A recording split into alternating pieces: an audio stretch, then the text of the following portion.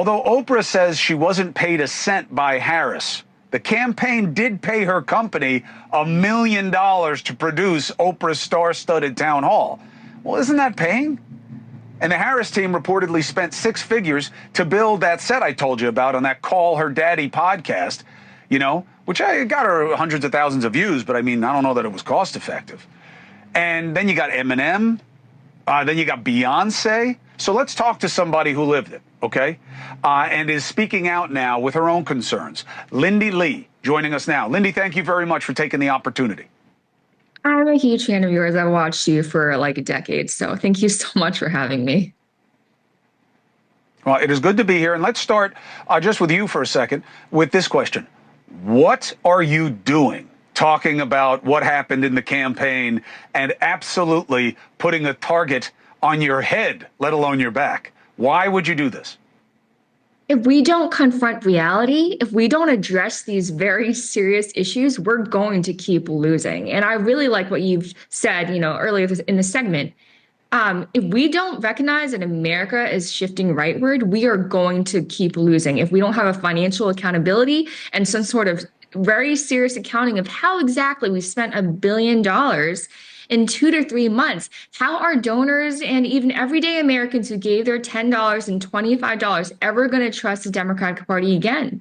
We need a serious postmortem to show that we're learning the lessons, that we are exposing everything that went wrong, and that we are going to do better in the future. We can't just throw everything under the rug and assume that daddy's going to fill the piggy bank again. What do you think of these allegations of what Oprah, I mean, either they paid the production company or they didn't. I've never heard of people getting paid for endorsements. Paid to perform, maybe, but usually they give it. But do you believe it? It's not a matter of believing. It's literally in the report.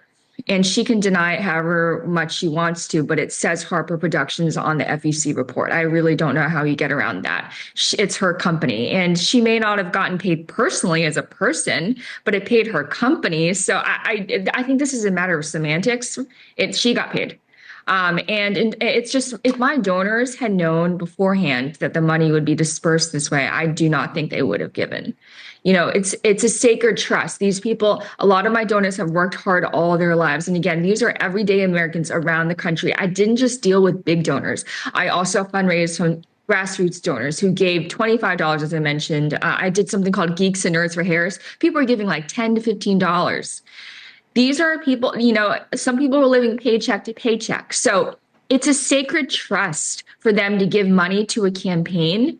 It is our utmost responsibility to use that money in a responsible manner and to not treat it as OPM, which is other people's money. If we can't handle campaign money the right way, how can taxpayers, how can Americans possibly trust us that we would handle taxpayer money the right way? Did you think you were going to lose? This is a very hard question. Very hard. So we were told 100% that we were going to win up until I think 9 to 10 p.m. on election night, which is stunning.